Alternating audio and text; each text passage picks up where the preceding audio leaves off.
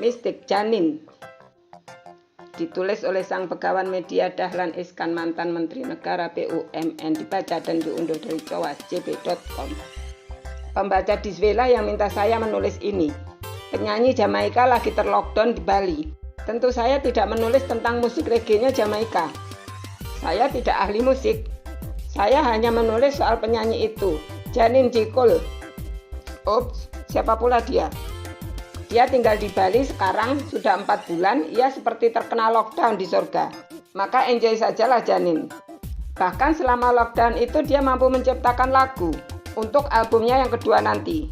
Janin adalah penyanyi dari negara reggae itu. Tapi lagu di album pertamanya, Coffee, bukan reggae. Aneh, orang Jamaika tidak menyanyi reggae. Malu-maluin Bob Marley. Tidak, setiap orang punya passion sendiri. Reggae memang identik dengan Jamaika, tapi Janin ingin menjadi dirinya sendiri. Sebagai lulusan sekolah musik terbaik di Jamaika dengan predikat pujian, Janin juga mempelajari jazz, klasik, dan musik asli Jamaika. Untuk album pertamanya dia memilih musik fusion, pop fusion. Ada soulnya, ada jazznya. Janin mengaku menyukai banyak genre, termasuk reggae. Hanya untuk menyanyi dia pilih fusion tadi. Dengarkanlah sendiri Coffee-nya. Album pertamanya itu jelas bukan reggae. Awalnya Janin datang ke Bali bukan mencari lockdown. Dia adalah penerima program kreatif. Isi program itu harus tinggal di pulau kreatif seperti Bali.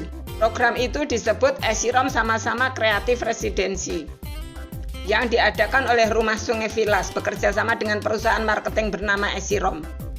Bali dan Jamaika, kata Janin, adalah sama-sama pulau kreatif. Dia senang sekali bisa ke Bali. Apalagi akhirnya bisa menciptakan lagu di Bali. Dia sudah tiba di Bali akhir Februari 2020.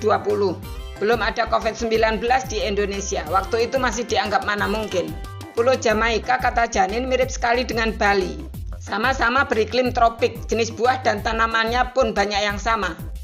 Hanya di Bali lebih banyak lagi. Anda kan sudah sering ke Amerika, suatu saat harus ke Jamaika, ujar Janin pada saya kemarin malam.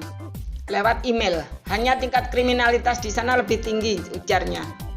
Memang itulah yang saya baca di media, yang juga jadi keluhan turis dari Amerika. Tahun lalu saja 2 orang Amerika terbunuh, dirampok di villa mereka. Tapi kalau tahu harus kemana dan dengan cara apa akan baik-baik saja, ujar Janin. Selama 4 bulan di Bali, Janin banyak bergaul dengan seniman. Ia juga kenal musisi Indonesia. Salah satunya Ras Muhammad, Raja Reggae Indonesia, yang nama aslinya Muhammad Egar itu. Janin sempat mewawancarai Ras untuk YouTube-nya tentang lagu terbaru Ras, Salam, yang cukup mengena untuk pasar Indonesia. Di Salam, rasa Jawa dan Islam Ras cukup kental.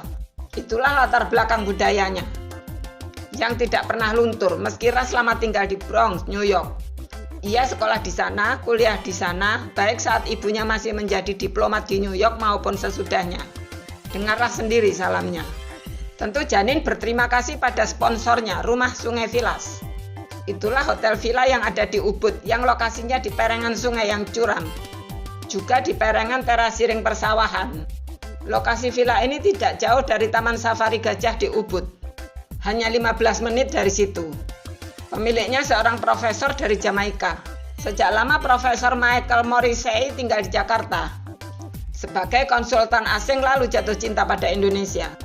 Ia seorang budayawan, ia profesor bidang pendidikan, ia pernah mengajar di West Indies University. Profesor Morrissey lantas mensponsori program untuk Janin itu. Sudah banyak seniman Jamaika yang ia undang untuk program seperti itu di Bali. Terakhir Janin itu, kalau saja tidak ada COVID-19 sudah diundang yang lain lagi. Sebagai penyanyi dan penulis lagu, saya memanfaatkan waktu di Bali untuk mengenal alat-alat musik yang baru, seni pentas, dan bekerja bersama dengan para seniman di sini, kata Janin. Di villa itu, Janin tidak sengaja berkenalan dengan alat musik ukulele. Itu milik seorang staf yang bekerja di villa. Pemiliknya sendiri belum bisa memainkannya. Janin mulai pegang-pegang itu ukulele. Toh dia sudah biasa pegang gitar.